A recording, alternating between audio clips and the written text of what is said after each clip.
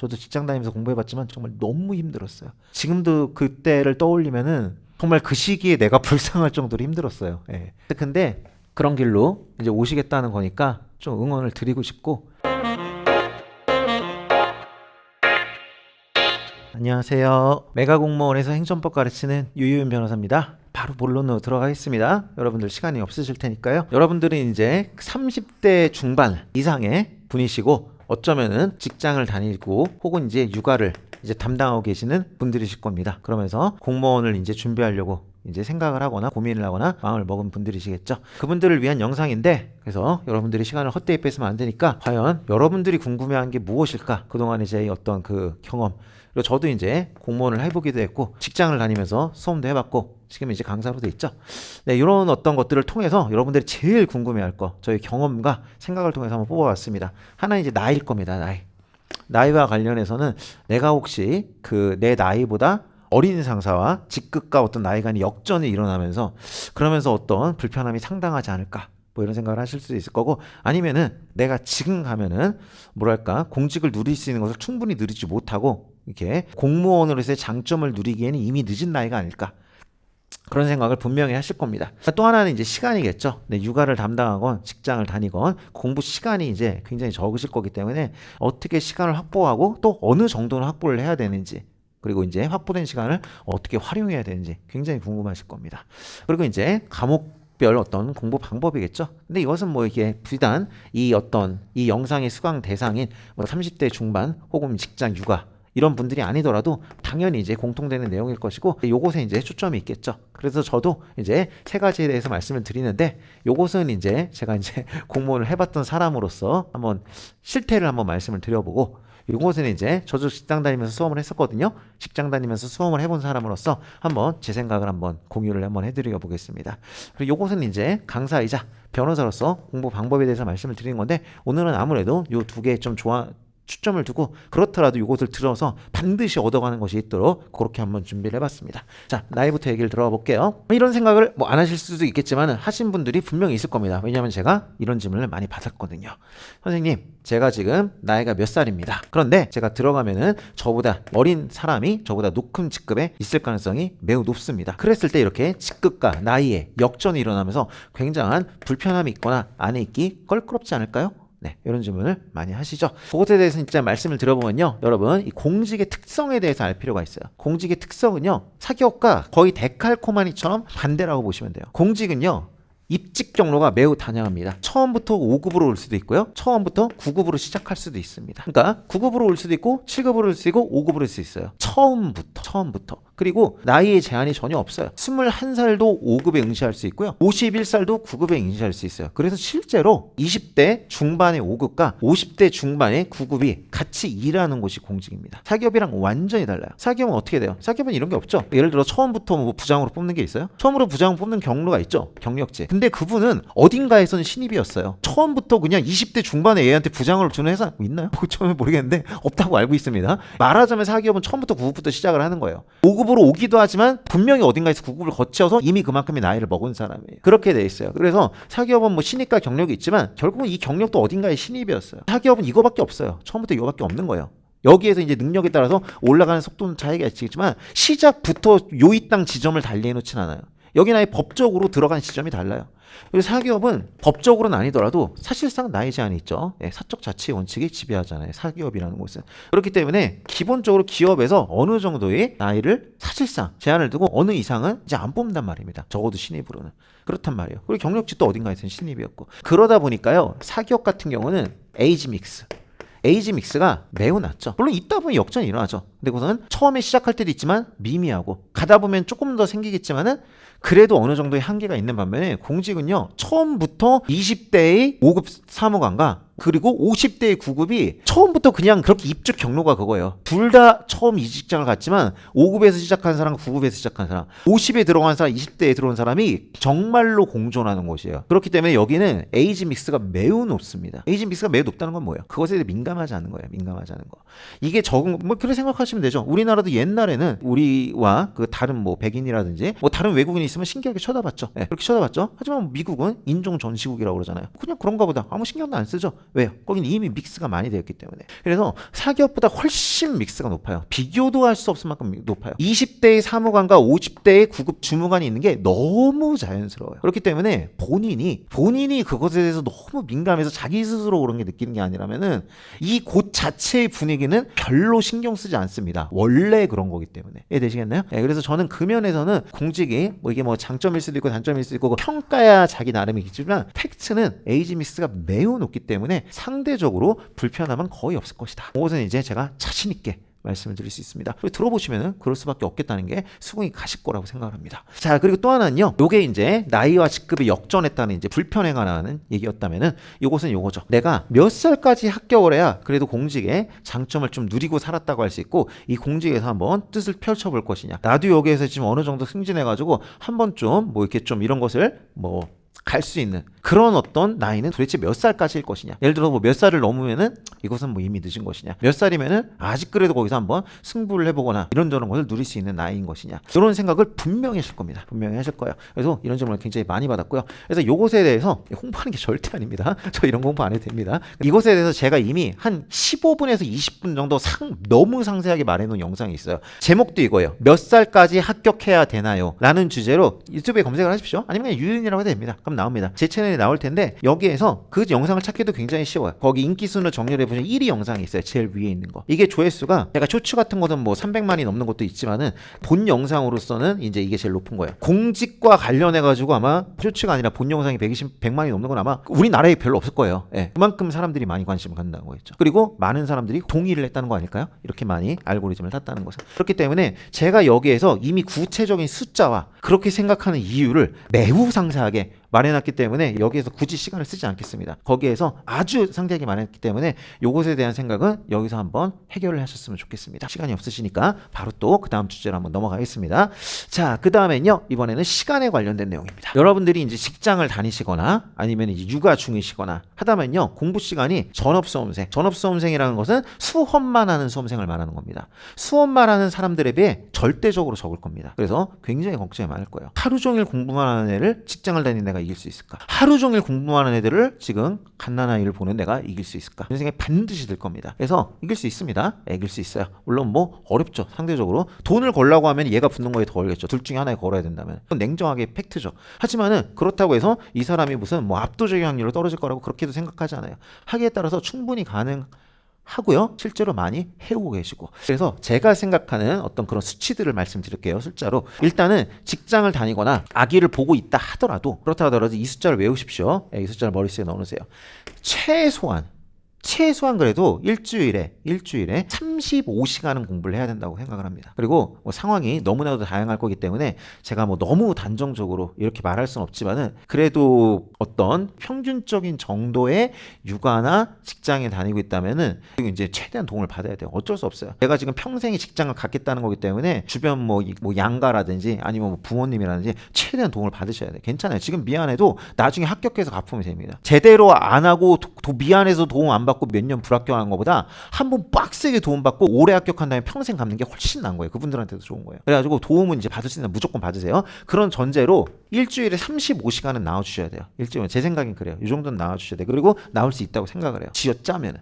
그래서 요것을 한번 분배해 보면요. 월요일에서 목요일은요. 공부하는 시간을 3시간 반 정도는 내셔야 됩니다. 그렇게 하면요. 4일 3.5시간 곱하기 4일 하면 몇 시간이 나오냐? 14시간이 나오죠. 14시간. 그리고요. 금요일은 쉬세요. 휴식. 쉬세요. 그냥 공부하지 마세요. 금요일은 나를 위해 남겨두시고 만약에 분명히 이것을 이렇게 못할 수가 있을 거예요. 이렇게 하려고 했으나 12시간이 나올 수도 있을 거예요. 이렇게 하려고 했으나 11시간이 나올 수 있을 거예요. 그런 경우를 대비해서 버퍼로 남겨두세요. 여기는 기본적으로 0시간이에요. 공부를 안 하는 시간. 그리고 여기 부족한 게 나온다면 채우고 부족함이 없었다면 쉬고 그런 날이에요. 나도 사람이니까. 나도 쉬어야 되고 나도 약속을 못 지킬 수 있으니까. 그리고 주말은요. 이때는 달려야 됩니다. 이때는 직장인이라면 직장에 출근을 안 하는 날이고 육아를 하신 분이라면은 미안하지만은 누군가한테 뭐 배우자나 아니면은 뭐 양가 부모님한테 맡겨두시고 하루에 11시간을 하셔야 됩니다. 어쩔 수 없어요. 직장인은 이때가 뭐 승부처예요. 이때 왜냐하면은 전업수험생들은 여기서 힘을 뺐기 때문에 여기서 쉬어요. 안 쉬려고 해도 쉬게 돼 있어요. 그래서 얘네들이 여기서 열심히 하고 여기 쉴 때 나는 여기에서 어느 정도 해가지고 많이 뒤처지지 않았다가 여기서 미친 듯이 달려 따라잡아야 돼. 이게 직장인의 공부 방법이에요. 주말에 미친 듯이 따라잡고 평일에도 많이 처지진 않았다가 주말에 막 따라잡고, 이게 직장인의 공부 방법이 되셔야 돼. 그래서 이때는 11시간, 하루에 11시간 하는 겁니다. 이틀. 그럼 몇 시간이 나오네? 22시간이 나오죠. 그래가지고 여기서의 14시간과 여기서의 22시간을 더하면은 36시간이 나올 겁니다. 36시간. 그래서 이 36시간을 목표로 하는데 사람은 목표를 못 지키게 돼 있어요. 그래가지고 여기서 1을 빼가지고 35를 말한 거예요. 그래서 요 정도를 한다고 이렇게 생각을 하시면 됩니다. 저는 이거를 여러분들이 진짜로 할 수 있다면은, 그리고 하나만 더 말할게요. 그리고 이렇게 하되 또 주말 중에 하루, 한 달에 한 번, 먼스입니다, 먼스. 한 달에 한 번은요, 이 원칙을 무시하고 주말 중에 토요일 일 중에 하루를 완전히 쉬십시오. 완전히 쉬는 거예요. 그날은 애기딸 맡겨놓고, 아니면은 이제 직장을 다니시고 솔로시라면은 그냥 혼자 취미생활 즐기면서 완전히 노세요. 완전히. 왜냐하면요, 그렇게 해야 내가 다음 주말에 공부를 할 수가 있어요. 사람이 한계가 있어요. 한계가. 우리 몸이 한계가 있다는 걸 사람들이 잘 알거든요. 계속 일만 하면 어느 순간 몸이 뻥 난다는 걸 알아요. 육체적으로 근육이 파괴되면서 어떻게 문제가 된다는 걸 알아요. 근데 정신 노동도 똑같습니다. 정신 노동은 눈에 안 보이기 때문에 사람들이 잘 모르는데, 이것도 어느 한계를 넘으면요, 이게 빡뻑이 나고 그 다음에 이제 슬럼프에 빠져요. 그때는 이제 나의 의지 문제가 아니에요. 의지가 없어서 공부를 못하는 게 아니라 뭔가 내가 왜 그런지 모르겠지만 공부를 못하는 상황이에요. 그게 충전이 안 돼서. 그래서 충전 시간도 전략적으로 두셔야 돼. 이건 노는 게 아니야. 이 공부를 잘하기 위한 전략인 거야, 쉬는 것도. 그래서 한 달에 한 번은요, 나한테 완전한 쉬는 날을 두시고 한 달에 이날만 생각하시면서 공부를 하십시오. 이게 또 원동력이 될 겁니다. 이 쉬는 날, 나한테 꿀 같은 그 하루.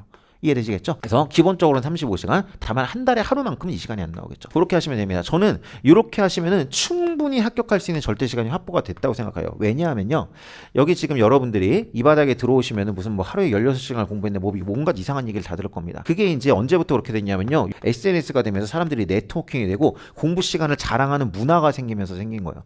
저는 그것도 되게 웃겼어요. 공부 시간을 왜 자랑하지?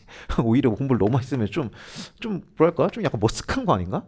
좀 그런 생각이 드는데, 아무튼 그런 문화가 있더라고요. 그래가지고 시중에 공부 시간이 너무 부풀어졌어요. 그러기 전에 문화를 말씀드릴게요. 제가 사법시험을 합격한 게 16년 전입니다. 제가 2007년 사법시험에 합격했거든요. 그때는 SNS가 이게 활발하지 않았어요. 그리고 사람들이 정직했어요. 자신이 공부 시간에 대해서. 그 시절의 합격기, 제가 읽고 느꼈고 경험했던 그 경험, 그 시절에 고시 합격자들은요, 어떤 사람들이냐면요, 공부 체력이 높은 사람이에요. 운동도 여러분, 운동선수는요 5시간 운동할 수 있어요. 보통 애들은요 1시간밖에 운동 못합니다. 공부도 똑같아요. 공부 체력이 있는 애들 공부를 많이 할 수 있어요.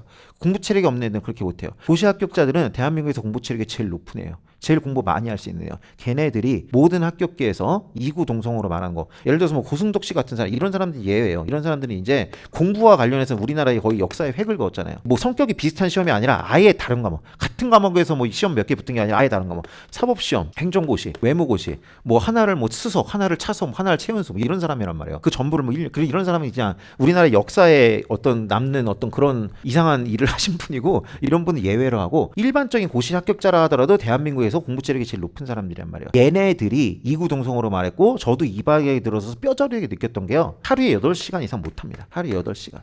어떤 날 하루는 8시간마다 더 할 수 있지만 평균적으로 8시간 이상 못해요. 그리고 일주일에 하루는 쉬게 돼 있어요. 어쩔 수 없어요. 사람인 이상.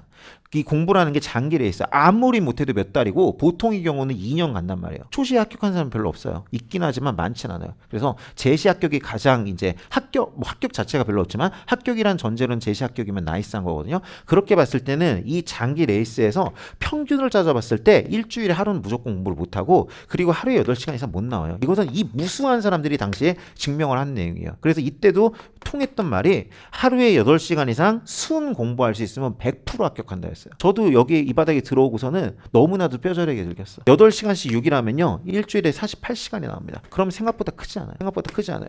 제가 직장인으로서도 공부를 해봤고요, 전업 수험생으로도 공부를 해봤어요. 제가 직장인으로 공부했을 때 어떻게 생각하는지 알아요? 제가 직장인으로 공부했을 때 전업 수험생들이 그렇게 일단은 부럽죠. 부러우니까 미운 거야. 믿고 부러웠어요. 왜냐하면은 나는 진짜 이렇게 개처럼 고생하면서 지금 이따가 말하겠지만 짜투리 시간을 막 뽑는 방법이라든지 뭐 새벽 공부라든지 이렇게 개같이 일해가지고 공부를 하고 있는데 이 전업수험생님들 하루에 8시간도 할까 말까란 거예요. 그때 그 고시학교 읽어보니까 대한민국에서 공부 제일 잘한다는 놈들이 바보들 아닌가. 아니, 하루 종일 공부를 하면서 8시간도 못한다고? 내가 전업수험생만 되면은 진짜 막 하루에 막 16시간 막 쌈쌈 이렇게 생각을 했어요. 그렇게 생각을 했는데 내가 막상 전업생활이 되니까 나도 똑같더라고. 나도 생각보다 많이 못해. 8시간 하면은 매우 나이스한 거야. 이렇게 못해. 왜냐하면요, 이게 밥이랑 비슷한 거야. 하루에 밥을 무한대로 준다고 그거 다 먹어요? 3번 먹으면 못 먹어요, 어차피. 공부도 내가 보기엔 비슷해요. 뇌에 밥을 넣는 거예요. 뇌에 밥을 넣는 거기 때문에 어느 이상의 지식이 들어오잖아요. 더 이상 뇌가 작동을 하지가 않아요. 공부를 많이 안 해본 사람들이 아니면은 앉아 있었으나 뇌를 안 쓴 사람들이 공부 시간을 오래 했다고 주장을 하는 거고요. 아니면 본인이 고승덕이거나 그럼 노내고 고승덕과 같은 어떤 업적을 보여준 사람이면 이제 노내고 보통 이 사람이라면은 보통 이 사람이 진지하게 뇌를 썼다면은 그것을 8시간 이상 어차피 못 써요. 그래가지고 얘네들은 시간은 많지만 그 시간을 어차피 온전히 못 쓰고 많이 버릴 수밖에 없는 애예요. 게을러서가 아니라 인간의 한계상. 인간의 한계상 어차피 8시간 이상 머리에 안 들어와요. 예, 진지한 공부는. 그렇기 때문에 여러분들이 절대 시간은 짧지만은 실제로 여러분들은 어차피 여러분들한테 이 시간이 안 나와요. 48시간이. 여러분들은 밀도 높게 100%의 힘으로 공부를 할 수가 있어요. 이분들은 자원이 너무 많은 대신 어차피 그거를 다 못 쓰게 돼 있어요. 그래서 실제 차이는 생각보다 많이 안 나요. 예, 이 사람들이 게을러서가 아니에요. 여러분들도 이 사람이 되면 똑같아요. 제가 그랬듯이. 그렇게 되는 거예요. 그렇기 때문에 뚫 거 없습니다. 얘네들은 하루 종일 공부를 하는데 나는 지금 뭐 애기 보고 직장 다니면서 막 공부 시간 이거밖에 안 내는데 절대 공부 시간을 놓고 보면은 엄청난 몇 배의 차이가 날 거지만은 실제로 현실적으로 할 수 있는 내 뇌가 받아들이는 공부 시간이 한계 때문에 맥시멈 한계가 있기 때문에 여러분들이랑 그렇게 한계 차이가 많이 안 납니다. 그리고 이 시간은 뭐라고 했어요? 말씀드렸잖아요. 대한민국에서 공부 제일 잘하는 애들 기준으로 이렇게 말씀을 드린 거예요. 예. 물론 이게 무슨 뭐 일주일 공부나 한 달 공부 이거보다 더 해요. 근데 아까 전에 말씀드린 대로 1년, 2년 가는 공부는 절대 평균 이상 이 시간 안 나와요. 평균을 내면 결국 그렇게 여기에 수렴되게 돼 있어요. 그렇기 때문에 이런 애들이 그런 거예요. 이런 애들이 대한민국에서 아까 전에 말한 공부 체력이 제일 높아서 공부 시간 제일 많이 나오는 애들이. 근데 우리가 지금 고시를 하겠다는 것까지는 아니잖아요. 고시를 하겠다는 것까지는 아니기 때문에 실제 공무원 시험 합격은 이거보다 훨씬 낮게 나온다고 보시면 돼요. 그렇게 생각하시면 붙어볼 만한 게임인 거야. 직장인 수험생이나 뭐 전업 주부라고 하시더라도 주부나 뭐 육아를 하는 육아 대디라고 하더라도 아기를 보는 분이라 하더라도 여기 붙어볼 만한 거예요. 왜냐하면은 실제 공시 합격은 이거보다 진짜로 뇌를 쓰는 공부 시간이 이거보다 적게 나와요. 예. 그러면 나는 얘네들이 그것을 허비하고 있는 시간에 나는 이것을 풀로 작동하면 충분히 붙어볼 만한 거예요. 요령만 가져서 쓰신다면. 이해되시겠죠? 그래서 절대 시간은 이렇게 확보하시고 어차피 생각보다 차이가 크게 안 나기 때문에 너무 쫄 필요 없다. 이것을 받아들이시고 그 마음에 자신감을 갖고 들어가셔야 됩니다. 자, 그 다음에 그러면은 이 절대 시간을 어떻게 확보할 것이고 35시간을 어떻게 확보할 것이고 어떻게 활용할 것인가 얘기를 해보겠습니다. 이 35시간은요 육아를 하시거나 직장을 다니는 분들은 어쩔 수 없습니다. 저 시간에 일정 부분은 짜투리 시간으로 나오게 됩니다. 짜투리 시간이 나오게 되고요. 그래서 시간이 3.5시간이 이렇게 두 개로 나뉘는 거죠. 짜투리 시간과 풀집중 시간. 짜투리 시간은 뭐겠어요? 당연히 뭐 운전을 하거나 아니면은 뭐 이동을 하거나 설거지를 하거나 이런 거겠죠. 제가 이제 이거를 하려고 얼마 전에 이제 제가 옛날에 이제 공부했던 시기에 그때 봤었던 거 합격기들 한번 모아가지고 한 10개 정도 읽어봤거든요. 예. 근데 그 중에 이제 한 분이 그 사법시험 합격기를 쓰신 분인데 이미 행정고시를 합격하신 분이셨어요. 이미 행정고시 재경직을 합격해가지고 거기 서기관이셨어요. 40대 합격을 하신 거예요. 그러니까 서기관이어서 저기 다니시다가 서기관으로서 공직 생활을 하면서 결국은 사법시험에 붙었고 해서 이제 변호사로 이제 장착을 하신 분인데 이분이 이제 얼마나 바쁘겠어요. 중간부처 서기관인데. 네. 그런데 그 이분이 공부한 얘기를 읽어보니까 이제 뭐 좀 막 정말 별짓을 다 했더라고요. 일단은 뭐 화장실에 갈 때도 그전엔 자기가 늘 신문을 들고 갔는데 그다음부터는 이제 책을 들고 갔다는 거야. 그런 거부터 해가지고 온갖 기술들이 나오더라고요. 잡기들이 나오더라고요. 온갖 요령들, 짜투리 시간에 잡한 요령들. 예를 들어 커피를 뭐 얼마큼 마셨는데 그걸 뭐 얼마로 줄이고 이런 식으로 무슨 정말 영끌하듯이 돈도 지어짜면 몇십 원이 나오잖아요. 그런 식으로 영끌하듯이 이제 만드는 시간, 그런 짜투리 시간을 최대한 만들어 내셔야 돼요. 그래야 이게 나와요. 예, 그래야 이게 나와. 이거 만만찮잖아요. 직장 다니는 육아하시는 분들이. 그리고 이 시간은요. 이 시간을 만들어낸 다음에 이 시간을 어떻게 쓰냐면 되냐면요. 소리만 들으면 할 수 있는 공부에 쓰시면 돼요. 이 시간에 예를 들어 영어 단어 같은 경우 어떻게 하겠어요? 저는 영어 공부할 때 직장 다닐 때 영어 공부할 때는요 운전하는 시간 말고는 영어 공부 안 했어요. 왜? 영어 공부는 제 입장에서는 단어 공부 말고는 할 게 없어요. 다른 걸 잘해서가 아니라 다른 건 사치였어요. 그 당시 입장에서 단어는 그냥 듣고 외우면 되잖아. 그래가지고 영어 단어 그냥 그거 테이프 사가지고 테이프 틀어놓고서는 그냥 미친 듯이 따라 불렀어요. 문 닫아놓고 남들 못 듣게. 그냥 그렇게 하는 거예요. 그게 짜투리 시간이에요. 그때 짜투리 시간. 이건 어떤 특징이 있냐면요. 이 짜투리 시간은 음성으로도 할 수 있는 별로 집중이 필요하지 않은 그런 종류의 공부를 여기다 써먹으시면 돼요. 예, 영어 단어 암기. 음성만 들으면 내가 그냥 바로 따라할 수 있는 거. 아니면은 한국사 강의 틀어놓고서는 그냥 듣고 있는 거. 설거지하면서. 예, 이런 식으로 시간을 만들어 내셔야 돼요. 시간을 창조해 내셔야 돼. 그래서 여기서는 별다른 어떤 고도의 정신 노동이 필요하진 않고 소리만 들어도 어느 정도 따라갈 수 있는 종류의 공부를 여기다 할당해 놓으세요. 이걸 확보하시고 이것에 써먹으세요. 이해되시겠죠? 근데 그거 말고 진짜로 풀 집중해야 되는 그런 어떤 과목들이 있어요. 예. 그러니까 이런 시간들이 필요해요. 이런 시간을 어떻게 확보하는지는 이제 좀 이따 말씀드리겠지만 일단 이런 시간을 확보해 놓은 다음에 이 시간들은 뭘 하셔야 되냐면은 제가 가르치는 행정법이라든지 아니면 비문학 독해라든지 뭐 어려운 뭐 영어 독해라든지 이런 걸 하셔야 돼요. 이런 거는요 어떤 특징이 있냐면요 사고가 필요해요. 사고가. 이거는 소리만 듣고 따라 읽는 걸로 돼요. 근데 이거는 머리를 써야 돼요. 이건 짜투리 시간에 안 돼. 짜투리 시간에 안 돼. 굉장히 한계가 있어요. 그리고 비효율적이에요. 과목을 효율적으로 배분해야 돼요. 그래서 요런 과목들은 여기에 배분하시고 요런 과목들은 여기에 배분하셔야 돼. 이따 말하겠지만 행정법은 우리가 수능을 봤던 과목에 비유하자면 수학과 과학의 가장 공시 과목 중에서 여기에 가장 유사한 거예요. 그렇기 때문에 수학과 과학 같은 거를 어디 뭐 운전하면서 할 수 없어요. 여러분 운전하면서 수학 문제 푸실 수 있나요? 불가능하단 말이에요. 예. 그렇기 때문에 요런 성격의 것을 풀 집중하는 시간에 하셔야 돼. 풀 집중하는 시간에. 근데 풀 집중하는 시간을 도대체 직장인이나 육아를 하는 분들이 어떻게 만들 것이냐. 둘 중에 하나겠죠. 하나는 늦공이고 또 하나는 세공이에요. 늦공은 뭡니까? 늦공은 뭐냐면요. 육아라든지 직장이라든지 일과를 마치고 공부 그리고 그 다음에 잠 이렇게 되는 거죠. 일과 공부 잠 이게 늦공이에요. 늦공. 세공은요 이게 아니에요. 세공은 뭐냐면은 새벽 공부예요. 세공은 일과를 마쳐요. 여기까지는 똑같아. 애를 재웠어. 혹은 직장에 다녀왔어. 이렇게 한 다음에 공부라는 게 아니라 자는 거야 그냥. 자는 거야. 이 시간이 몇 시든 9시면 9시 자버려. 9시 자는 거야. 그리고 나가지고서는 자고 깨가지고 공부하는 거야. 새벽 3시에 일어나건 새벽 4시에 일어나건 그때 일어나서 공부하는 거야. 그래서 공부를 하고 자느냐 자고 공부하느냐의 차이인데 압도적으로 자고 공부하는 걸 권합니다. 일하고 공부한 후 자는 게 아니라 일하고 자고 일어나서 공부하는 것을 무조건 권해요. 그 이유는 세 가지로 말씀을 드릴게요. 새벽 공부를 해야 되는 이유.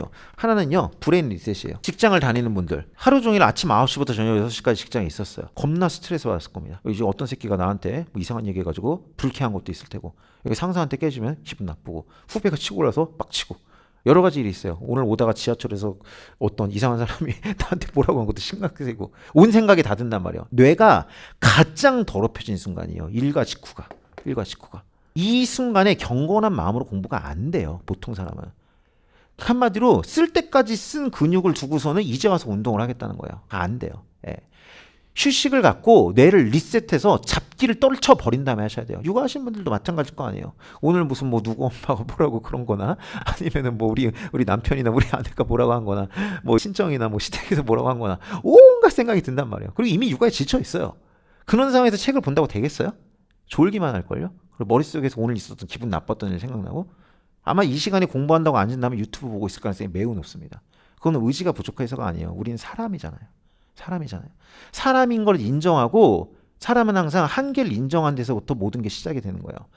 내가 할 수 없는 걸 할 수 있다고 주장하는 게 아니라 내가 할 수 없다는 걸 받아들인 다음에 영리하게 할 수 있는 상황을 만드셔야 돼. 그게 일단 자는 거야. 일단 자면 어떻게 되냐면요.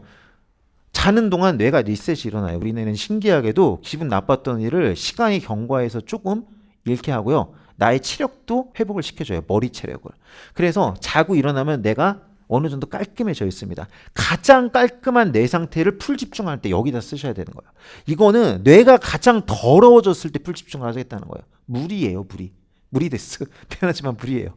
예. 뇌를 맑게 만들어 놓고 여기로 오셔야 돼. 이게 같은 시간 앉아 있으면 훨씬 효율성이 높아. 아주 극단적으로 말해서 이렇게 하잖아. 이렇게 하면 2시간 앉아 있어서 솔직히 30분이나 제대로 공부할까? 진짜로 제대로 공부하는 시간 30분은 안 날 거냐. 온갖 잡생각, 유튜브 쇼츠 보다가 그렇게 될 가능성이 매우 높아요. 괜히 공부법 영상이나 찾아보고 있겠지. 이렇게 될 가능성이 많이 높아. 근데 이렇게 하면은 2시간 중에 진짜로 한 1시간 40분을 공부할 수가 있어요. 그렇기 때문에 같이 2시간이지만 급이 달라요. 이건 공부의 질이 달라요. 완전히. 그렇기 때문에 이렇게 하셔야 되고요. 또 하나는 이거예요. 마감효예요. 마감효라는 게 뭐냐면요. 저도 마찬가지. 저도 예를 들어서요. 제가 지금 강의를 기본적으로는 오후 2시에 하거든요. 기본적으로 오후에 2시에 하는데 딱 하루만큼은 오전 9시에 하는 경우가 있어요. 그래서 오전 9시에 하는 강의는 전날 밤에 준비를 해요. 전날 밤에 준비를 해요. 반면에 오후 2시에 하는 것은 그날 아침에 일찍 일어나서 준비를 해요. 그러면요, 오후 2시에 하는 강의 소요되는 시간보다 오전 9시에 하기 때문에 전날 준비하는 강의 준비 시간이 훨씬 많이 그래요. 왜 그러냐면은 이거는 제가 아침에 일어났는데 오후 2시에 강의 가야 돼. 마감이 있어, 마감이. 그래가지고 제가 되게 부지런한 사람이 아니더라도 겁나 후달리면서 강의 준비를 합니다. 이 시간을 무조건 맞춰야 되기 때문에, 데드라인이 무조건 정해져 있기 때문에. 그래서 이때는요, 짧은 시간에 제가 많은 능률을 내요, 상대적으로. 근데 이거는요, 전날 준비하잖아요. 밤은 무한한 거 아시나요, 여러분? 예를 들어 제가 아침 9시에 강의를 하기 위해서는 그 전날 1시에 자야 된다고 쳐요. 근데 1시까지 마감이 안 됐어. 까짓거 1시간 덜 자고 2시까지 하면 돼. 1시간 덜 자지 뭐. 2시까지 못했어? 뭐 3시까지 하지. 뭐 오늘 좀 덜 자지. 마감이 없어요, 여기는. 밤은 무한해요. 그래가지고 내가 아무리 그렇게 안 하려고 해도 데드라인이 없는 시간 안에 나의 공부 시간을 끼워 넣잖아요. 그런 공부가 늘어지게 돼 있어요. 전업 수험생들이 공부를 많이 못하는 이유 중에 하나가 이거예요. 얘네들은 마감이 없어요. 무한의 시간과 무한의 자유가 주어져요. 그래서 얘네들이 공부를 많이 못하는 거예요. 의지가 부족해서가 아니라 구조가 그런 거예요. 전업이라는 구조가. 이해되시겠나요? 그래가지고 여러분들이 아침에 일어나서 공부하면요, 자연스럽게 마감 효과가 생겨요. 뭐예요? 출근 시간이에요, 출근 시간. 근데 몇 시까지 가야 돼? 아니면은 애들이 일어나는 시간이겠지. 그게 생기잖아요. 그러면은 나는 어차피 그때까지밖에 공부를 못해. 이거밖에 없어. 그러니까 밤에 공부해서 그냥 오늘 좀 덜 잘까? 이런 게 불가능해요, 여기서는. 그래서 같은 시간 대비 훨씬 효율이 많이 나요. 비교도 할 수 없을 정도로 많이 나올 거야. 밤은 무한하기 때문에. 밤에 하면 안 돼요. 그래가지고 앉아있는 시간만 길어지게 되고, 늦게 자고 생활 패턴 망가지고 몸 망가지고 악순환이 될 가능성이 굉장히 높아요. 밤에 늦게 공부하는 거. 그리고요, 마지막 세 번째 이유는 이거예요. 자고 일어나면요, 자면서 먹는 사람은 없잖아요. 예, 그렇기 때문에 본인이 어떤 식습관을 갖고 있던 간에 자연스럽게 공부를 하게 돼요. 공부를 할 때 공복이라는 것은 매우 중요한 거예요. 적절한 공복. 배가 차 있으면은 뇌에 피가 적게 흐르기 때문에 공부에 완전한 집중을 하기가 어려워져요. 여러분들 다 공부해 보셨잖아요. 밥 먹은 직후에 공부 잘 돼요?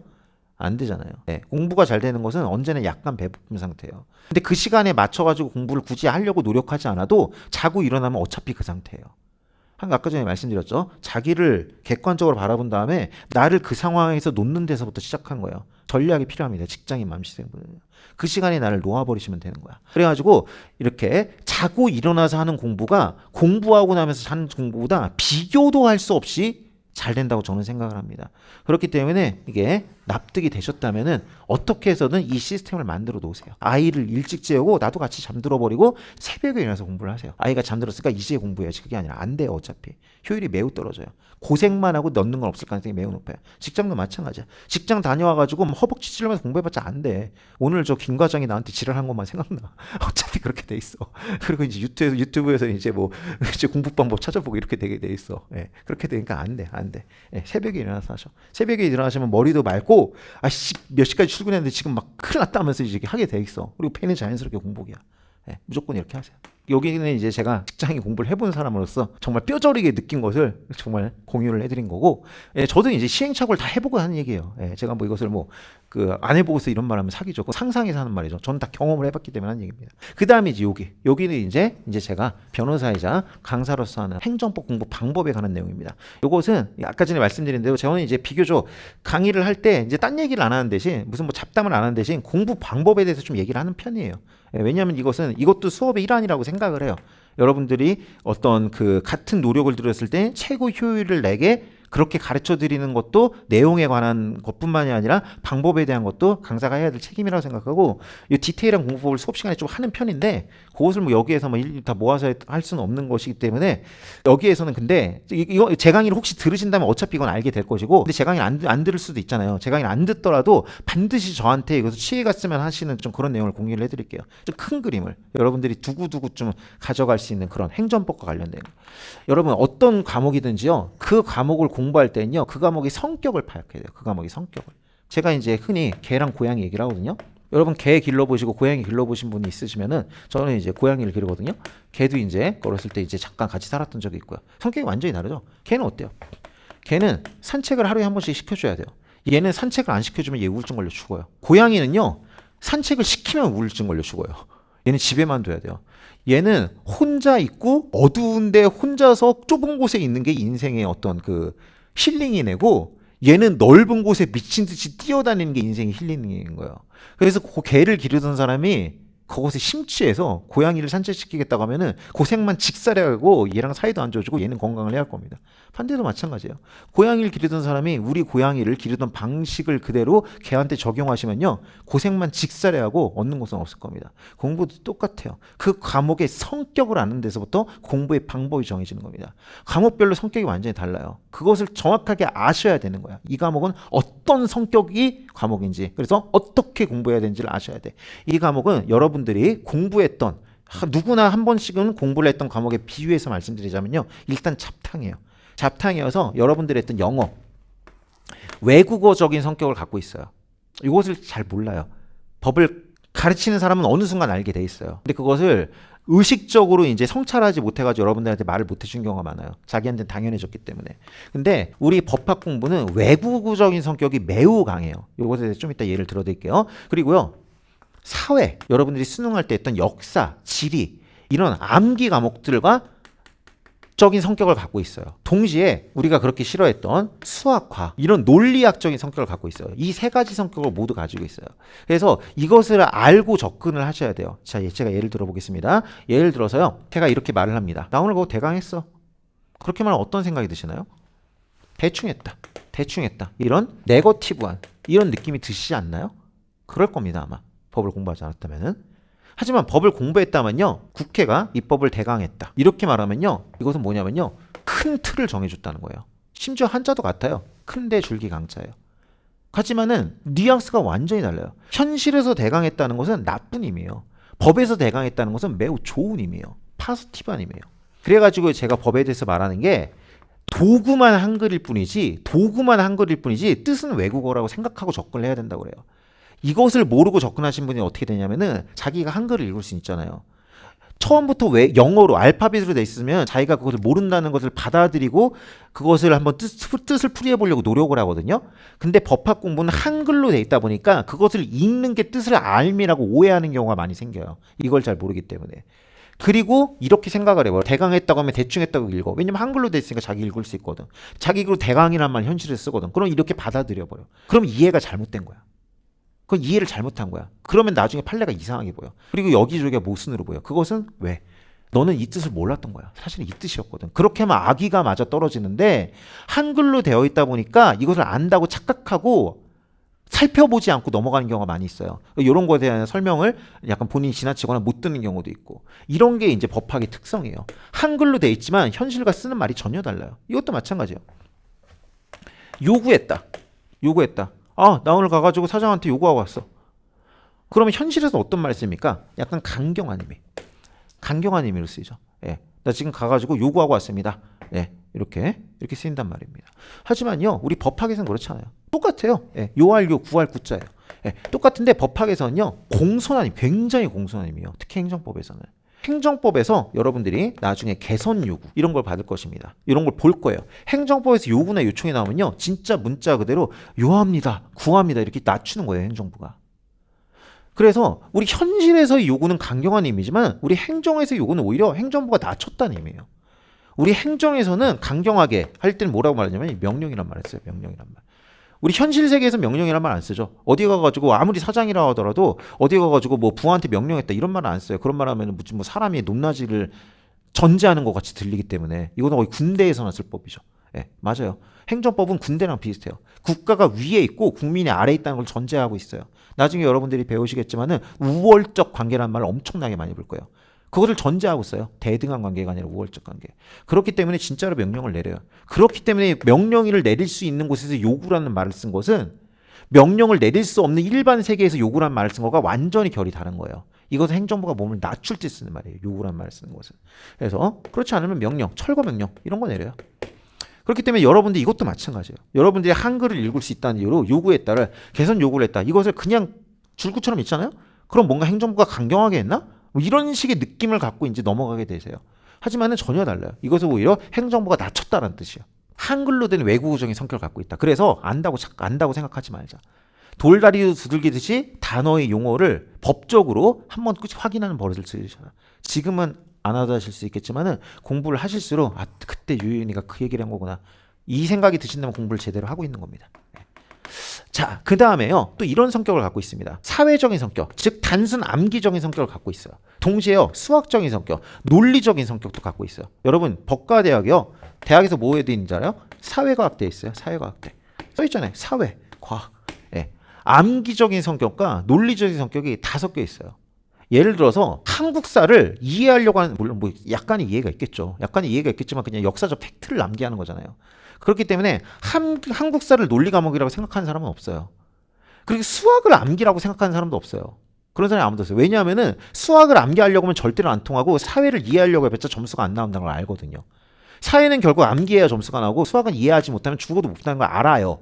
근데 법학은 어떤 성격이 있냐면요. 두 개가 진짜 교묘하게 섞여 있어요. 암기적인 성격과 이해적인 성격이 진짜 교묘하게 섞여 있어요. 그러다 보니까 이 두 가지 성격이 있다는 것을 누군가 알려주지 않으면은 문과생들은 어떻게 하는지 알아요? 문과생들은 이걸 사회처럼 공부를 해요. 왜냐하면 사회처럼 공부해도 점수가 좀 나와요. 그냥 암기를 합니다. 그렇게 해서 점수가 아예 안 나와. 그러면 이제 자신의 방법이 잘못됐다는 걸 깨닫게 되는데 이렇게 해도 좀 나와. 한 8, 90점 나와. 잘하면 합격돼. 그러니까 이제 주구장창 암기만 하는 걸로 귀결되게 될 가능성이 매우 높아요. 이과생들은 오히려 반대야. 이과생들은 얘네들은 이제 뭐 계산하고 이러면 저렇다, 이러면 저게 아니다, 이런 식으로 딱딱 떨어지는 거 좋아하거든요. 예. 저 같은 경우는 이과생이 저는 이제 박쥐예요. 예, 공무원도 하고 변호사도 했고 이과를 나왔고 문과를 했고 그렇기 때문에 어느 정도 이제 다 조금씩 알아요. 그래서 이제 드리는 말씀인데.